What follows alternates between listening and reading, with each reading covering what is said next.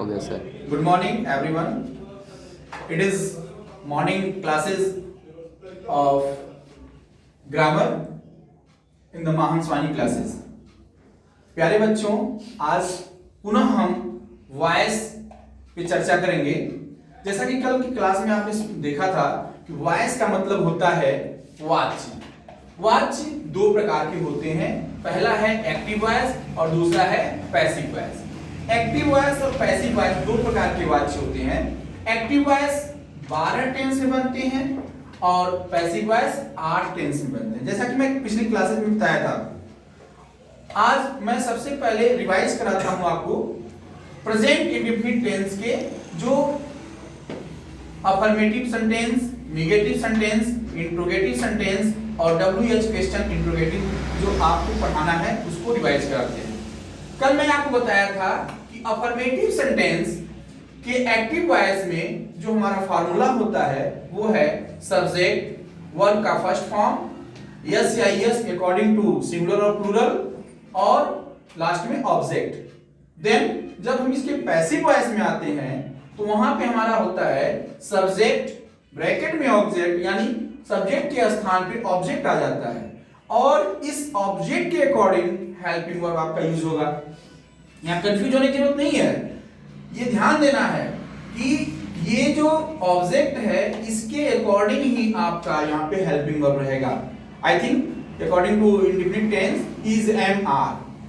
Then आपका verb का third form, अगर कोई अदर वर्ड इसमें है तो वहां पे अदर वर्ड और उसके बाद हम बाई एजेंट को लगाते हैं और लास्ट में ऑब्जेक्ट के स्थान पे ये सब्जेक्ट चला आता है और उसको हम राइट करके अपना अफर्मेटिव सेंटेंस का हम पैसिव वॉइस बना लेते हैं। जैसा कि एक एग्जांपल समझिए कि Ram writes a letter. Ram writes a letter, तो इसमें राम क्या है? सब्जेक्ट है, जैसा कि आपको कल बताया था मैं।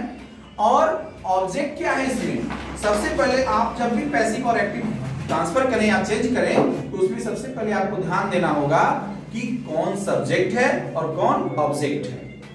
तो बच्चों इसमें राम सब्जेक्ट है और लेटर क्या है? ऑब्जेक्ट है। राम राइट्स अ लेटर, ये आपको प्रेजेंट इंडेफिनिट टेंस का वाक्य है।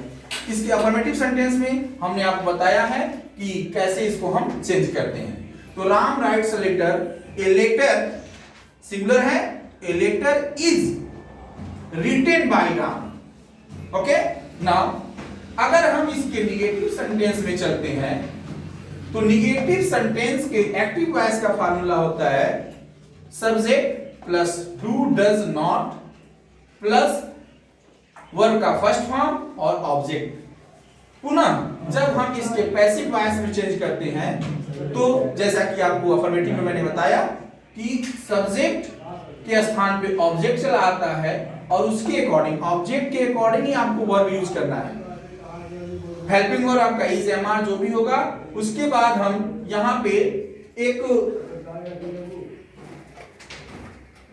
एडवर्ब का यूज करते हैं जिसको हम कह सकते हैं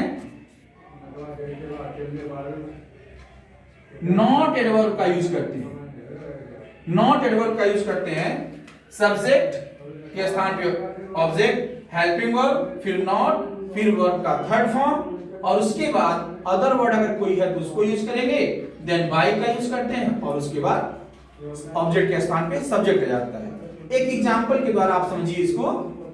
Ram does not write a letter. Ram does not, जैसा देखिए निगेटिव सेंटेंस में होता क्या है?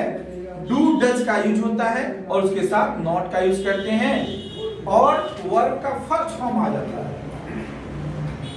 पुनः जब इसको हम पैसिव वॉइस में कन्वर्ट करते हैं तो यहां पे देखिए सब्जेक्ट के स्थान पे ऑब्जेक्ट, ऑब्जेक्ट के according helping verb, then adverb not का यूज करते हैं, उसके बाद वर्ब का थर्ड फॉर्म। जैसा कि आप जानते हैं पैसिव वॉइस में हमेशा वर्ब का थर्ड फॉर्म ही यूज किया जाता है। थर्ड फॉर्म और other word, then agent by और लास्ट में ऑब्जेक्ट के स्थान पे सब्जेक्ट आ जाता है। पुनः आप आइए इंट्रोगेटिव सेंटेंस में।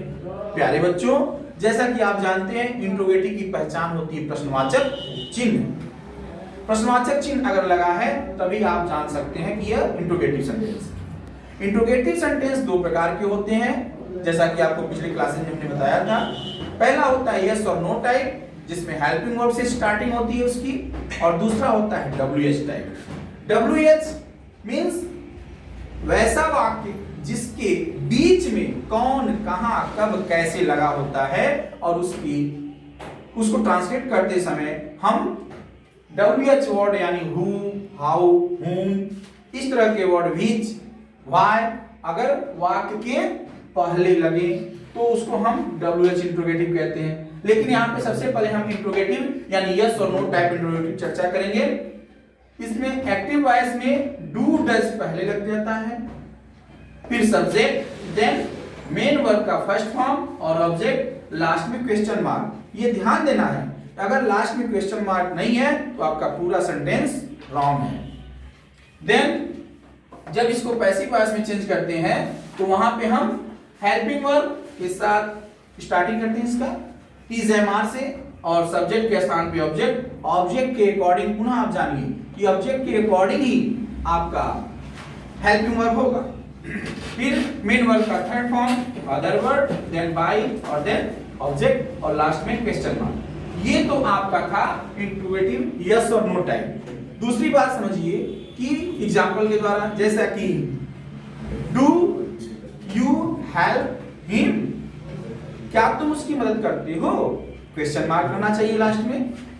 इसको जब आप पैसिव वॉइस में चेंज करेंगे तो is he helped bye you, is he helped bye you, confirm है? ओके, नाउ नेक्स्ट है WH क्वेश्चन इंट्रोगेटिव सेंटेंस। इसमें होता क्या है, सारी चीजें इंट्रोगेटिव यानी यस और नो टाइप ही रहती हैं, लेकिन इसमें बदलाव क्या हो जाता है कि WH वर्ड को हम सबसे पहले लिखते हैं। WH word, then do does, then subject, then main verb का फर्स्ट फॉर्म, देन ऑब्जेक्ट और लास्ट में क्वेश्चन मार्क। कंफर्म है? एक बार पुनः देखिए, WH, do does, then subject, main verb और ऑब्जेक्ट और ये लास्ट में क्वेश्चन मार्क। इसको जब हम ट्रांसफर करते हैं पैसिव वॉइस में तो सारी प्रक्रिया ऊपर की तरह ही होती है, केवल WH को एज इट इज उसी प्लेस पे लिखते हैं और हेल्पिंग वर्ब के साथ आगे बढ़ते हैं, सब्जेक्ट के स्थान पे ऑब्जेक्ट, मेन वर्ब का थर्ड फॉर्म, ऑब्जेक्ट और लास्ट में बाय और अंत में क्वेश्चन मार्क आप लगाते हैं। तो ये आपका देखिए वाच्य वॉइस का पहला टॉपिक जो कि आपके हाई स्कूल के एग्जाम में, 9th के एग्जाम में, 12th के एग्जाम में, अभी यूपी टेट का एग्जाम हुआ था, सी टेट के एग्जाम में, यूपीपी के एग्जाम में, सारे एग्जाम्स में जहां पे इंग्लिश ग्रामर के क्वेश्चन आते हैं वो सबसे इंपॉर्टेंट क्वेश्चन है। इसमें आप वॉइस की तैयारी बहुत अच्छे से करिए। नहीं समझ में आता पुनः मेरे वीडियो को देखिए, उसमें भी नहीं समझ में आता तो पुनः हमसे कंसल्ट कर सकते हैं, हमारे व्हाट्सएप नंबर पे आप संपर्क कर सकते हैं। और प्रेजेंट इंडेफिनिट टेंस को पूरा डीपली आप पढ़िए। जिस वाक्य के अंत में ता है, ती है, ते हैं लगे होते हैं उससे उसकी पहचान होती है कि ये प्रेजेंट इंडेफिनिट टेंस है। दूसरी चीज आप जानिए कि प्रेजेंट इंडेफिनिट टेंस के नेगेटिव सेंटेंस को बनाते हैं तो वहां पे डू डज का यूज होता है नॉट के साथ। इंट्रोगेटिव में आते हैं तो डू डज पहले लगा होता है, और WH वर्ड है तो WH के बाद पुनः डू डज लगा होता है और लास्ट में क्वेश्चन मार्क लगा होता है। तो प्यारे बच्चों, आप लोग एक बार पुनः बताइए कि वॉइस कितने प्रकार के होते हैं? 2 प्रकार के होते हैं। वॉइस 12 टेंस में, एक्टिव वॉइस 12 टेंस में बनाए जाते हैं, पैसिव वॉइस 8 टेंस में बनाए जाते हैं। इसके अलावा ये तो असर्टिव सेंटेंस के वाक्य होंगे, इसके अलावा आप इंपरेटिव में पढ़ेंगे, एक्सक्लेमेटरी में पढ़ेंगे, ऑब्जेक्टिव में पढ़ेंगे, लेकिन असर्टिव सेंटेंस और इंट्रोगेटिव सेंटेंस के 12 टेंस में एक्टिव वॉइस और 8 टेंस में आपके पैसिव वॉइस बनते हैं। इसमें जो है प्रेजेंट इंडेफिनिट टेंस की शुरुआत मैंने पिछले क्लास में किया था, जिसमें आपको अफर्मेटिव बताया था, आज नेगेटिव, इंट्रोगेटिव और WH वर्ड कंप्लीट हो गया। इसमें आप जितना ही रिवाइज करेंगे, जितना ही रिवीजन करेंगे, जितना ही प्रैक्टिस करेंगे, ये आपके मन मस्तिष्क में बैठ जाएगा। और आपको 2 नंबर, क्योंकि बूंद बूंद से खड़ा बढ़ता है, आप जानते ही हैं, बूंद बूंद से खड़ा बढ़ता है। और अगर हम ग्रामर पोर्शन में narration, voice, parts of speech, क्या नाम है, कॉम्प्रिहेंशन और भी बहुत सारे टॉपिक्स हैं, सबको कलेक्ट करके जब उसको कंप्लीट करेंगे तभी हमारा मार्क्स पूरा होता है। और इस टॉपिक में आज इतना ही। प्रेजेंट इंडेफिनिट टेंस आज क्लियर हो गया। नेक्स्ट क्लास में आपको पुनः मैं मिलूंगा और प्रेजेंट कंटीन्यूअस टेंस के साथ। Thank you very much.